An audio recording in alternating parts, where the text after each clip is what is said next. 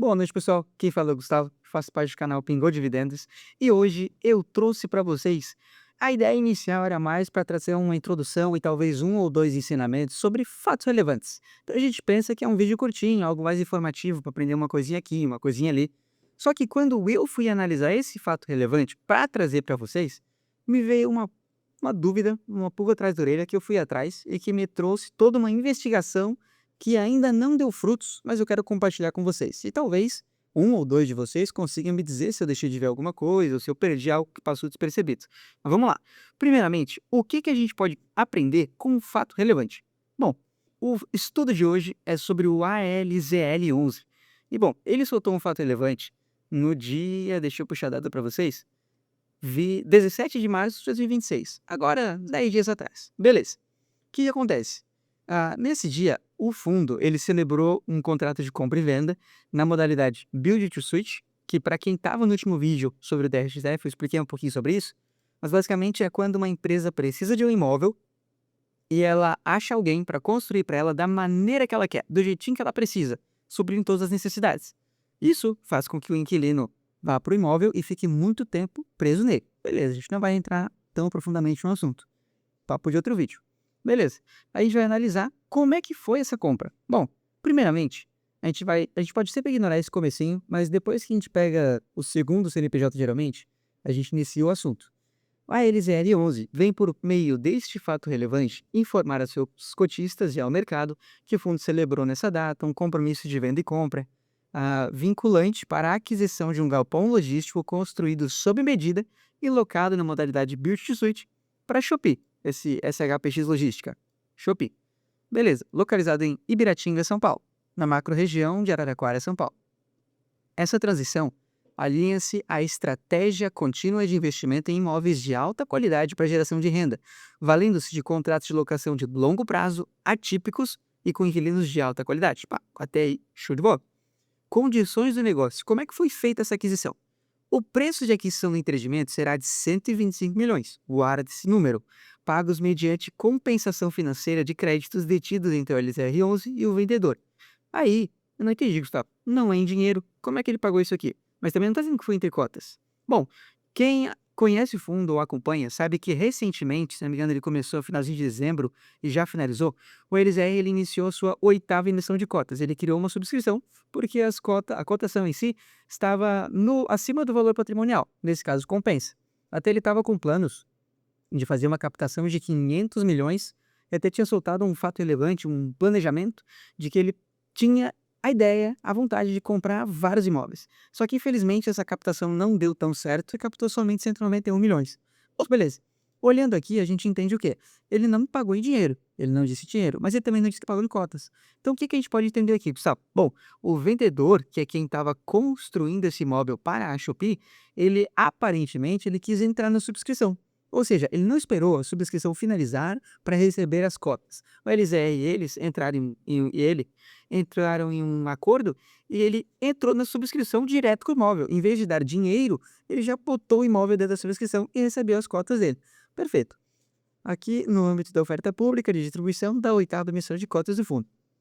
De forma concomitante, a lavratura da escritura de compra e venda do imóvel, após a superação das condições precedentes previstas nos contratos de compra e venda, em especial, mas não se limitando, a efetiva conclusão das obras. Ou seja, o imóvel está quase pronto, mas não está pronto ainda, sob exclusiva responsabilidade do vendedor. Ou seja, o LZR comprou, mas o vendedor, que é o construtor do imóvel, ainda está lá, dando pau e pau e concluindo a obra. Perfeito. E do início da vigência do contrato de locação. Perfeito. Ainda há uma previsão de potencial pagamento de um earn-out no valor de até 20 milhões, que poderá ser pago a critério da LZR, em recursos ou compensação financeira de créditos no âmbito de uma futura oferta de cotas do fundo, em 12 meses após a data de fechamento da transação. O que isso quer dizer? O que é um earn-out, Gustavo? Bom, aqui a gente tem que entender o seguinte: earn-out é tipo um pagamento a mais. Então, entenda o seguinte: o fundo vai comprar esse imóvel, o contrato já está feito, só não pagou ainda. Vai comprar esse imóvel por 125 milhões. Perfeito. Só que você reparou ali que ainda está concluindo as obras? Então, esse earn-out, imagina que é como se fosse uma gorjeta por algo bem feito. Se no final da obra o imóvel estiver perfeito, sem nenhum detalhezinho, sem nenhum problema com imposto ou regularização para ser feita, e o contrato com a Shopee esteja perfeitamente bem, aqui ele comenta, ó, e do contrato de locação, conforme definido nos documentos de transação, que não tenha nenhum probleminha, nenhuma chance da Shopee, por exemplo, se quiser sair do imóvel, escapar sem pagar uma multa, se estiver tudo ok, tudo perfeito, o LZR, além do valor de pagamento do imóvel, ele vai dar mais 20 milhões para o vendedor, que é quem está construindo. Então, né, pode ser que, até ele diz, no valor de até 20 milhões. E também será pago a critério da LZR. Pode ser que, fique tudo ok, ele pague mais um 2, mais um 3, mais um 5, mais um 10 milhões. Mas vai ter uma gorjeta a mais. Então, esse aqui não é realmente o valor total pago no imóvel. É um pouco a mais. A gente vai ler o relatório depois e vai ver que o LZR tem esse costume de colocar earn-out nas suas compras. Ele paga e paga mais ainda. Não sei se é uma coisa muito boa, mas tá bacana. Até agora, tudo certo. E agora, vem para a parte onde a gente vai ter o primeiro ensinamento. Impacto nas distribuições. As futuras distribuições de rendimentos do LZR11 dependerão da performance operacional do conjunto de ativos imobiliários investidos na LZR. Ou seja, o rendimento futuro depende do que já está lá dentro. E mais isso, incluindo o ativo objeto da transação acima, bem como das receitas geradas por outros ativos integrantes da carteira do fundo. Beleza. Desta forma, na visão da gestora, a transação objeto deste fato relevante representará um yield on cost de aproximadamente 10,9% ao ano, ao longo do primeiro ano, certo? Porque ele ainda vai ter que pagar mais 20 milhões. Mas o que é isso aqui de yield on cost, Gustavo? Geralmente, quando a gente vê algum fundo comprando um imóvel, não tem aquela palavrinha lá, o tal de cap rate. Por que yield on cost? É diferente? Não. Na verdade, yield on cost, cap rate e ROI é praticamente a mesma coisa quando a gente fala sobre imóvel. No último Vive Testes F, eu dei esse exemplo e vou repetir esse exemplo. Presta atenção. Imagina que eu tenho uma casa num lotezinho e essa casa inteira, tudo, me custou 100 mil reais. E eu boto um inquilino lá dentro e pagando aluguel. O contrato com esse inquilino é de 1.000 reais por mês. Perfeito. 1.000 reais por mês ao longo de um ano dá 12 mil reais. Aqui todos considerando impostos, considerando tudo. Mas dá 12 mil reais. Se a gente pega esse 12 mil reais, que é o aluguel anual do imóvel, e divide por quanto a casinha e o terreno me custou, a gente tem 0,12 vezes 100, para ficar em porcentagem, a gente tem um cap rate, um yield on cost, um ROI de 12% ao ano. Aqui, a mesma coisa. E para quem não tem o costume ou não conhece, um cap rate num imóvel de 10,9% ao ano é muito bom. É um imóvel bom e para um inquilino bom. Pá, isso aqui é incrível, é um retorno muito, muito grande. Então é bem bacana. Ao longo do primeiro ano sobre os valores efetivamente pagos pelo fundo, e a expectativa é de que essa transação represente aproximadamente 9 centavos por cota por mês. Aí me acendeu um alerta. Aqui ele disse o seguinte: no primeiro ano, considerando a quantidade de cotas do LZR em circulação antes da oitava emissão do fundo. Mas por que me acendeu um alerta? Presta atenção no seguinte: se você é cotista, ou já estudou, ou já ouviu falar da LZR, você sabe que o LZR paga 8 centavos de dividendo. Se o LZR pagar 8 centavos de dividendo, tu tá me dizendo aqui que um imóvel que ele comprou vai render 9? Vai render 9? Então o dividendo vai dobrar. Quando eu li isso aqui, eu fiquei louco. Falei, meu Deus do céu, assim que der 10 horas que abrir o mercado, tem que comprar isso aqui. Mas eu tenho um costume, eu fico feliz por ter esse costume, que é o quê? Eu não aceito tudo que está escrito. Como assim, Gustavo, não aceito o que está escrito? Bom, qualquer número que está escrito aqui, qualquer valor que aparece, eu questiono. Por quê? Porque assim como você também deveria, não sei se você é cotista da LZR, mas eu sou. E como eu tenho dinheiro aqui, eu tenho que saber, ou melhor, eu tenho que entender tudo que está acontecendo. Então eu gosto muito de fazer conta para saber se isso aqui tudo é real, porque um cap rate desse tamanho é maravilhoso. O rendimento disso aqui vai dobrar o dividendo do fundo, é maravilhoso, tem que entrar, tem que apontar mais. E eu comecei a fazer conta. Só que aqui ele disse, considerando a quantidade de cotas da LZR antes da oitava emissão do fundo. Para quem conhece o LZR, sabe que o fundo tinha 122 milhões, acho que 225, 160 cotas, alguma coisa por aí, certo? De cotas. Beleza.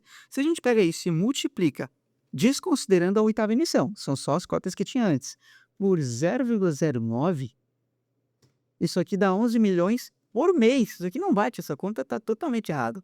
E aí, foi onde eu descobri um erro. E eu fiquei muito contente por isso. Quero usar você porque eu fiquei realmente bem contente. Quando eu achei isso aqui, eu achei muito estranho. E aí eu mandei um e-mail para eles. Acontece que eu mandei o e-mail direto pelo site deles. Então eu não consigo mostrar o e-mail que eu escrevi e o texto que eu mandei comparando. Mas eles me responderam. E eu quero mostrar para vocês aqui, ó. Aqui nós temos a resposta e o assunto do e-mail que eu mandei para eles foi erro no fato relevante. Felizmente aqui o Gemini me deu um breve resumo do que eu escrevi no e-mail que eu mandei para eles. Você reportou um erro no valor do fator relevante, onde eu estava questionando, eu mandei um textinho um pouquinho grande, de como é que um imóvel poderia render 9 centavos se o resultado do fundo, ali quando a gente pega receita menos despesas, sobra o resultado, ele tinha um status de 0,87, de 0,087, certo? E aí eles me mandaram e-mail agradecendo o aviso e avisaram que o fator relevante foi repostado. Aí beleza. Show, fiquei muito contente por isso. Mas qual foi o erro que eles cometeram, pessoal? Bom, basicamente o LZR em maio de 2025, ele tinha somente 12 milhões de cotas, porque ele era base 100. Hoje nós temos ele no mercado a 10,55. Então antes o preço normal dele era 105, 107 reais. E ele desdobrou. E o que aconteceu foi que na hora de dividirem aquele aluguel de 1.035.000 pela quantidade de cotas antiga, de 12 milhões, deu esse resultado de 0,09. Quando a gente divide pelas cotas de hoje, que botar um número mais fácil, 122 milhões, dá 0,08. Beleza. Só que eu quero mostrar para vocês. Outra coisa que eu achei aqui, que eu achei estranho, e talvez vocês ainda não saibam. Então vamos acompanhar, segue lendo comigo. A expectativa das partes é que a conclusão da transação ocorra em até 15 dias, beleza. Sobre imóvel, galpão logístico, é um centro logístico localizado no cruzamento da Via São Paulo, Estrada Municipal IBG 154, macro-região de Araraquara, uma localização estratégica com boa conectividade rodoviária, ou seja, próximo de rodovias e BRs, que é fácil de locomoção, e aqui é bom porque ele é próximo a grandes centros produtores e consumidores da região, como Ribeirão Preto, Araraquara, Bauru, São Carlos. O empreendimento foi desenvolvido e concebido sob medida para a Shopee como uma operação First Mile, ou seja, ele é melhor do que Last Mile. O que é Last Mile? São imóveis que ficam muito próximos a metrópoles ou próximos a rodovias que levam para essas metrópoles. Esse aqui, ele não é nem Last Mile, ele é First Mile, ou seja, ele é muito perto, é muito próximo. Continuando a leitura, ele comenta que essa localização é muito bom porque as cargas serão enviadas para os demais centros de distribuição ou até para os clientes finais, ou seja, é uma localização muito bacana. Mas, pulando essa parte que não é tão interessante para o vídeo, a gente vai chegar no seguinte: o valor do aluguel mensal previsto no contrato de locação é de aproximadamente 1.035.000 de aluguel. Mas aí, pera, você lembra que na nossa conta a gente viu que o fundo vai ter o cap rate de 10,9? Aí como é que a gente calcula o cap rate? Lembra do aluguel da casinha e do valor pago na casinha? A gente vai pegar esse 1.035.000 e vai dividir pelo custo desse imóvel. Beleza. Ah, detalhe, é 1.035.000 é o aluguel mensal. Só que é 12 meses. Perfeito, isso aqui é o aluguel anual do imóvel. Dividido por 125 milhões, que é o que foi pago ali, nós temos um cap rate de 9,9. Websa, mas por que o fundo coloca 9,9, ou melhor, coloca 10,9 quando a gente está calculando aqui eu e você e está dando 9,9? Bom, a gente tem que lembrar do seguinte: o imóvel não está pronto. E olha que curiosidade, é atualizado mensalmente pela variação de NCC FGV. E NCC é diferente do IPCA, que a gente costuma ver quando quando tem um contrato que ele é reajustado, certo? O INCC, ele significa Índice Nacional do Custo de Construção. Ou seja, esse contrato com a Shopee, ele foi firmado na data de quando foi iniciada a construção. Isso aconteceu em agosto de 2024. Mas então, como é que o fundo está dizendo que vai dar um cap rate de 10,9? Bom, aqui, infelizmente, eu não achei uma calculadora que calculasse NCC. Mas a gente vai fazer com o IPCA a título de didática. Eu coloquei a data que foi feito o contrato, em agosto de 2024. E eu corrigi até a data de valor presente. Aqui, a estimativa é que o imóvel fique pronto em meados de 2027. E aí, até lá, o fundo estima aquele valor. Mas como é que isso funciona? Usando o IPCA e botando o valor do aluguel lá na data do contrato, corrigindo o valor presente, a gente chega num valor de 1.111.000. Se a gente pega esse 1.111.000 e divide vezes 12 e divide pelo valor pago no imóvel, a gente já vai para o cap rate 10,6. Claro que IPCA é uma coisa e NCC é outra. Então, aqui, de acordo com os caras do fundo que fizeram um cálculo provavelmente muito mais eficiente do que eu, eles conseguiram estimar que lá na data do fim da construção vai chegar sim no cap rate de 10,9. Porque uns cálculos que eu fiz mais cedo para tentar estimar mais ou menos, vai dar um aluguel de mais ou menos uns 1.150.000, 160.000. e vai bater aquele cap rate. Show de bola. Até aí, beleza. Até aqui, show, tranquilo. Só que quando eu estava lendo esse fato relevante, eu lembrei do quê? Que assim como vocês também sou filho de Deus, também deixei relatórios da LZR para trás. Então o que eu fiz? Fui ler relatório. E até aí, tudo bem, só que eu achei um problema. E eu quero compartilhar para vocês. Se você conhece o LZR, ou se você já leu alguma vez o relatório da LZR, você já percebeu, ou no mínimo sentiu, que o gestor da LZR ele é bastante transparente. Eu gosto muito disso, porque ele informa tudo o que aconteceu no mês. Ah, Gustavo, mas essa não é a obrigação do gestor? É, mas nem todos fazem isso e nem todos são tão detalhistas. Então eu gosto do gestor da LZR. Só que aqui eu achei um problema, por quê? Lendo tudo o que aconteceu, aqui a gente tem aluguéis que tiveram repasse, ou melhor, reajuste corrigido pelo IPCA, o aluguel dos imóveis. Air Liquid, Decathlon e Globo foram corrigidos em 4,26, show de bola. Ele vai informando o que acontece, falou sobre como ocorreu a tal subscrição, foi contando os dados e, até aqui, nenhum problema. Nada de ruim aconteceu a ponto do gestor nos avisar. Só que quando eu cheguei na DRE, eu levei um susto. Por que eu levei um susto? Analisa comigo. Do ano passado para cá. Aqui é a receita, tudo que entra no caixa do fundo. Fevereiro era 11 milhões, março 11,2, 11,1, maio 11,9 e junho 13,7. Geralmente ali um inquilino ou outro pode acabar antecipando aluguel ou atrasa no mês, apaga no outro. Tudo bem, é tranquilo. Só que repara, sempre crescente. 11 milhões e 700, 11,700, 11,800, 11,5 e aí até dezembro 11,8. Show de bola. Só que aí, em janeiro, caiu um pouco. Até aqui tudo bem, né? Tranquilo. Mas o que me preocupou foi o quê? Foi a receita oriunda de receitas imobiliárias. Repare que aqui a gente sempre tem uma sequência semelhante à de cima ali. Mas de agosto para frente nós tínhamos 12 milhões receitas imobiliárias.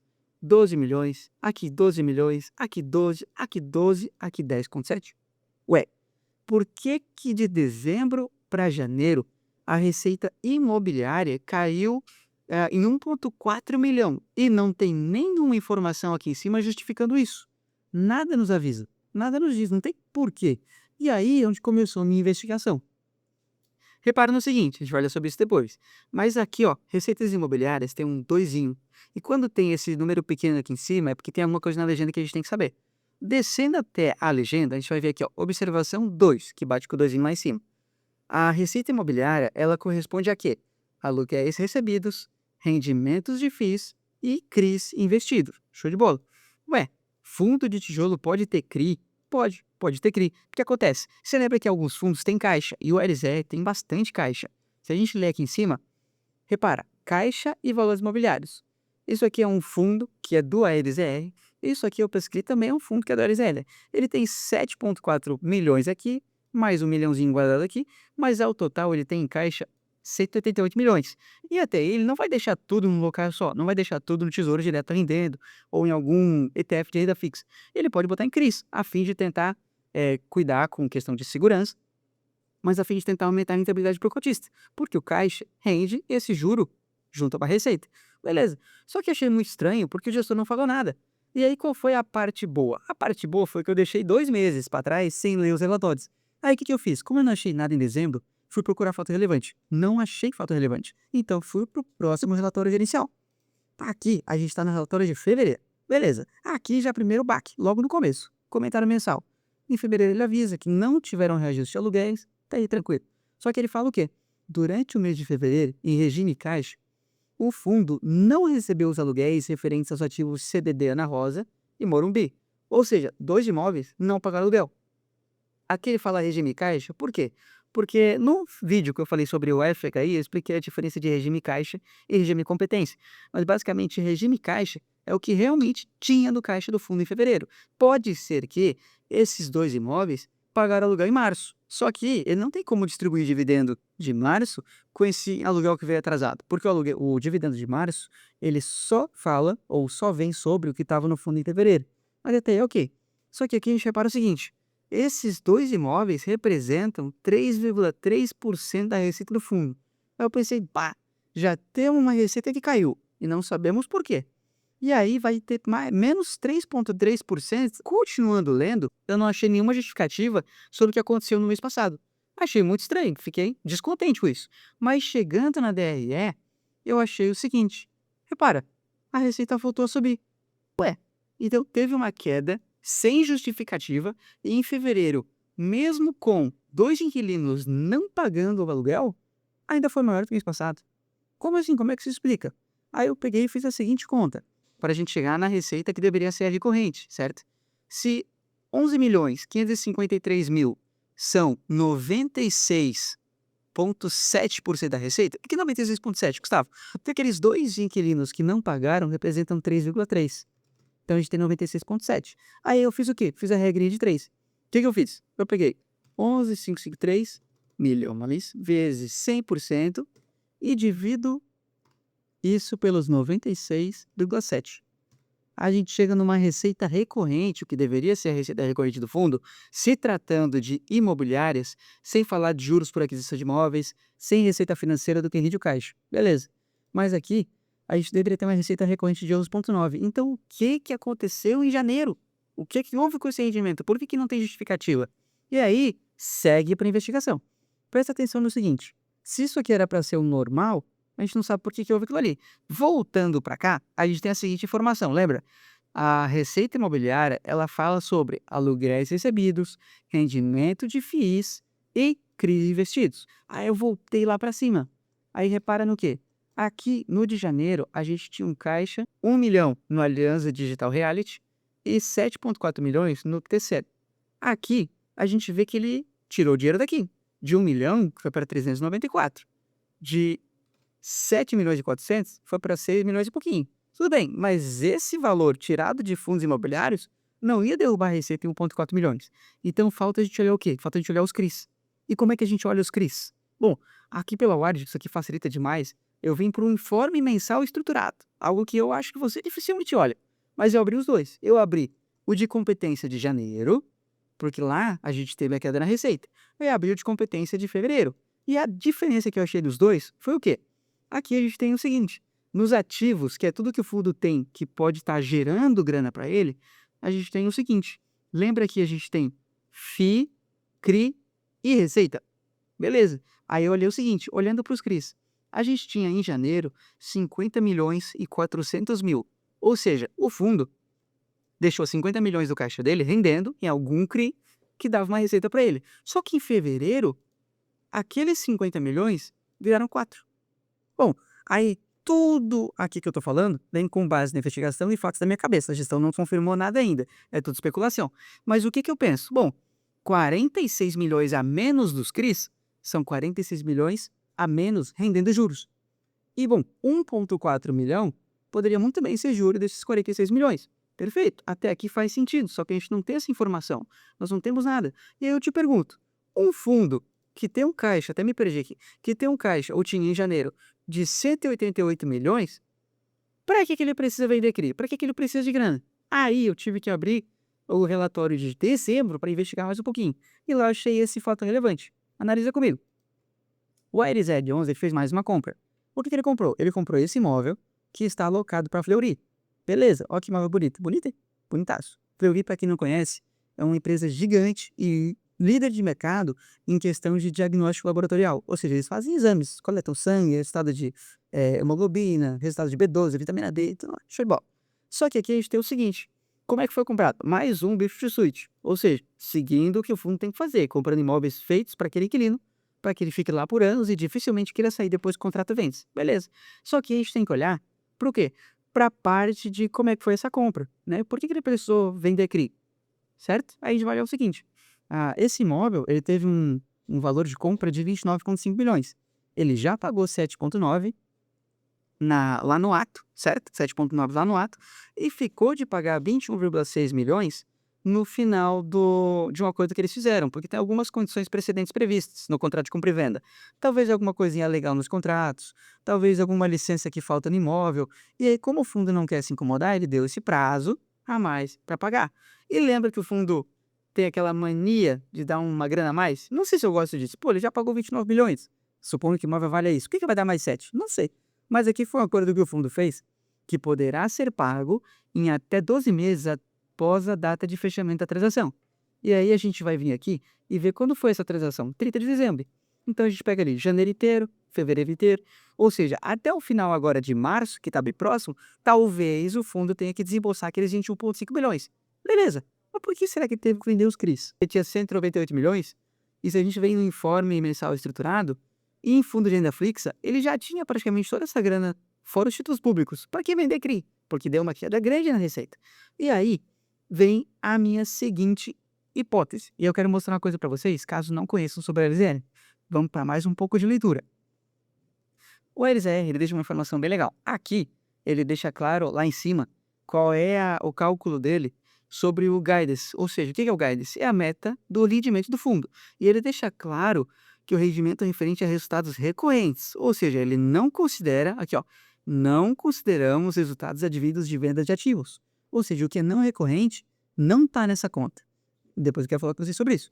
Mas vamos lá. A gente vindo para cá, eu quero mostrar uma coisa para vocês. Lembra que ele tem essa barga de pagar um pouquinho a mais? Bom, a gente tem que fazer a seguinte conta aqui. Ele pode ser o seguinte, esse é um imóvel que ele já comprou, que é o Decathlon Morumbi.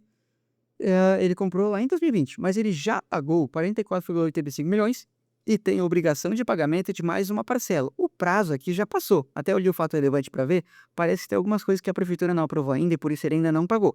Mas falta pagar 24,15 milhões, corrigido pelo IPCA.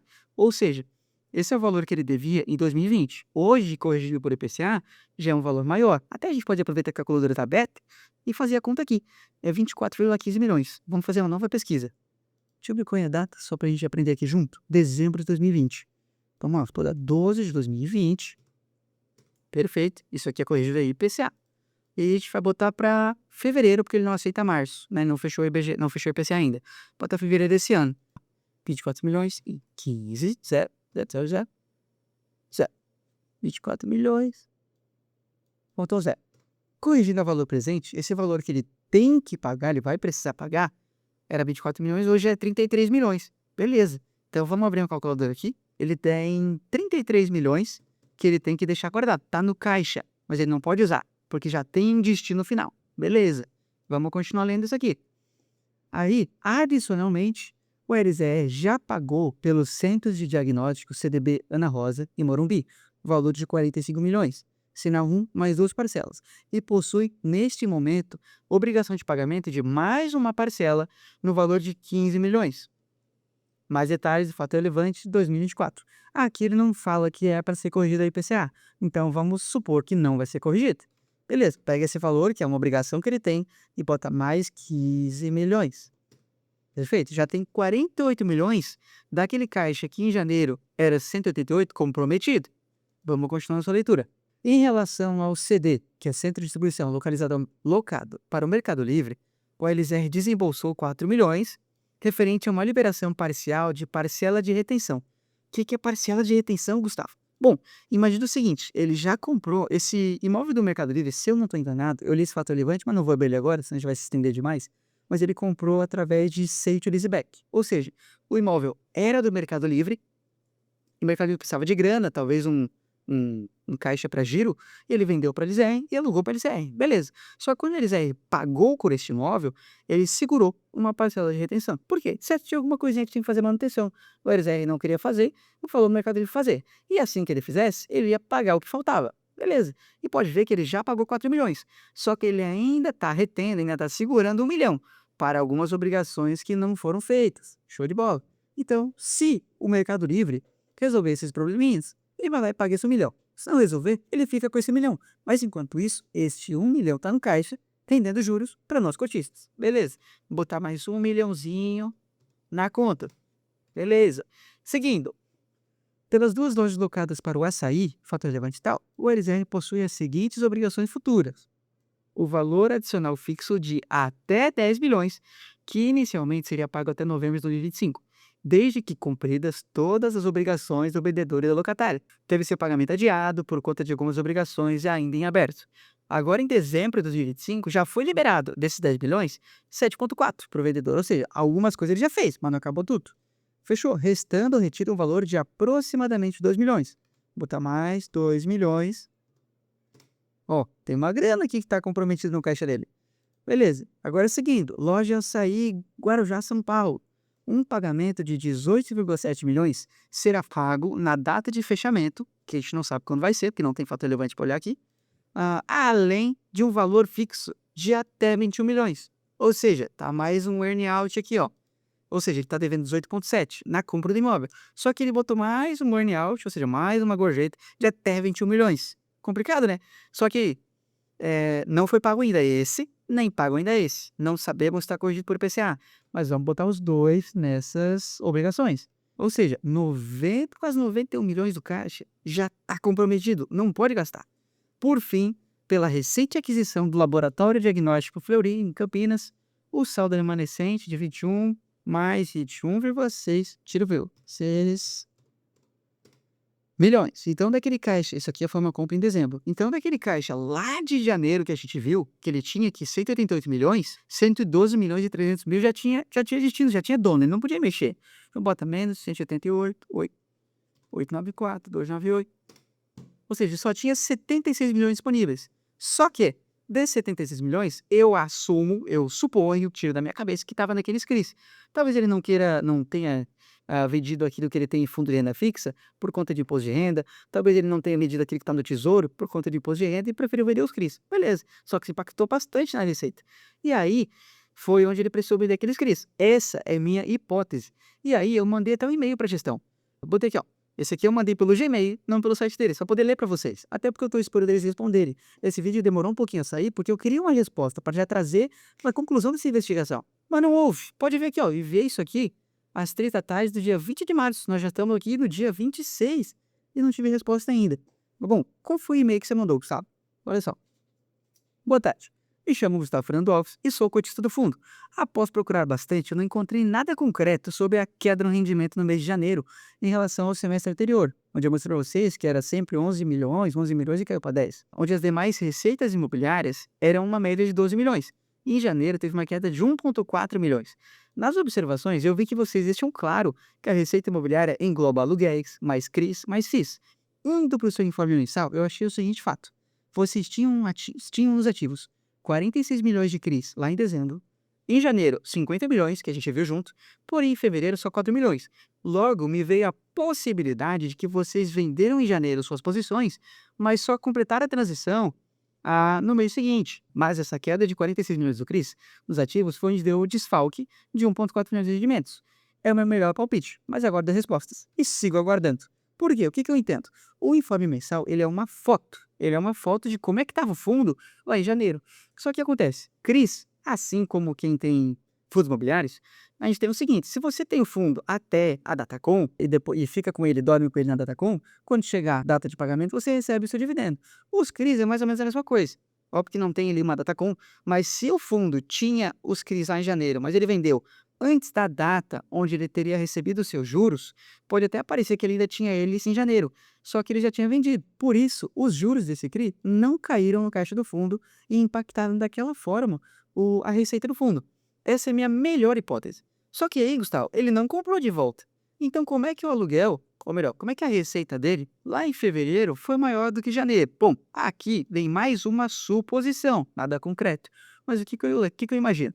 Você lembra que no relatório de janeiro ele avisou que 2 imóveis tiveram seu aluguel reajustado? No de dezembro, que eu não vou abrir aqui, também teve mais 2 imóveis seu aluguel reajustado.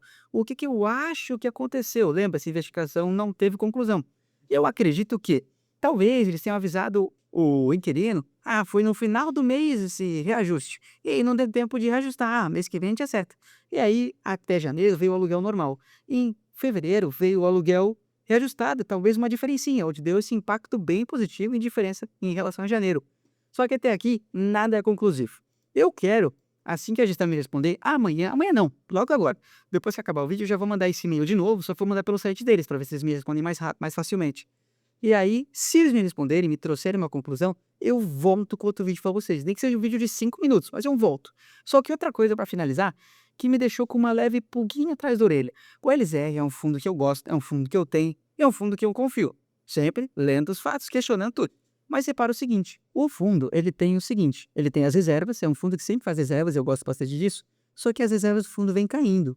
E por que eu achei isso estranho? Repara, as reservas segue com reserva de lucro estabelecida em 0,039 centavos por cota.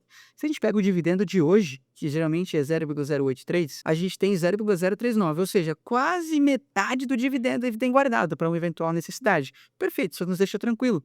Só que se a gente olha no relatório de janeiro, essa mesma reserva era de 0,48, 0,048, ou seja, ele está consumindo reserva. Se a gente vem aqui na wallet e abre o relatório de dezembro, repara que a reserva é de 0,052, ou seja, são 3 meses seguidos que o fundo está consumindo a reserva. Isso me fez fazer a seguinte conta. Vindo aqui no de fevereiro, que é o mais recente, a gente olha o guidance. O que é guidance, Gustavo? Guidance, você pode ler guidance e entender como um meta. Guidance é quanto o fundo projeta os seus resultados, quanto ele acha que vai ter. E aqui não é de receita, aqui é de resultado recorrente. Repara, ele não considera os valores dos ativos que ele já vendeu e tem para receber. Ele tem bastante valor para receber. Isso é bem legal. Mas repara o seguinte, ele considera resultado recorrente. Se a gente pegar o resultado piorzinho, que é 0,080, no caso 8 centavos, né? A gente vai pegar 0,08 e vai multiplicar pela quantidade de cotas do fundo, até vou fazer vezes 122 milhões para menos, chutando para baixo. A gente teria um resultado no mês de 9,7 milhões. Só que isso aqui é resultado recorrente. E isso não bate com o que a gente poderia contar aqui. Porque, bom, ignorando tudo isso aqui, considerando só o resultado recorrente, aí a gente vai somar, né? Que tem que ser justo. Com a receita financeira, mais 575, aqui é 1.000, né? Porque a gente tem resultado em milhões. 1.000. Vai botar mais, aqueles... Ó, não vamos somar com extraordinária, é só recorrente. A gente pega isso aqui e tira a despesa média do fundo é 1,2 milhões. Quanto aqui? Menos 1,2 milhões. A gente chega nesse resultado recorrente. Fechou. Só que se a gente divide isso por, não estamos considerando receita extraordinária, divide isso pelas 122 milhões de cotas, nem estou considerando as novas cotas que vão vir pela subscrição, que foram 18 milhões de novas cotas. Estou considerando só as antigas. Isso aqui é o recorrente. Então, como é que o fundo está projetando esse resultado aqui? Bom, aí a gente tem que levar em consideração o quê? A Fleury, quando ele comprou, ela tá com carência. O aluguel mensal inicial é de aproximadamente 255 mil e será reajustado anualmente por IPCA. Tá aí tudo ok. O contrato de locação prevê ainda um período de carência. O que é carência, Gustavo? Bom, imagina o seguinte, você é um inquilino muito bom e eu quero que você venha para o meu imóvel. Só que você já está no imóvel.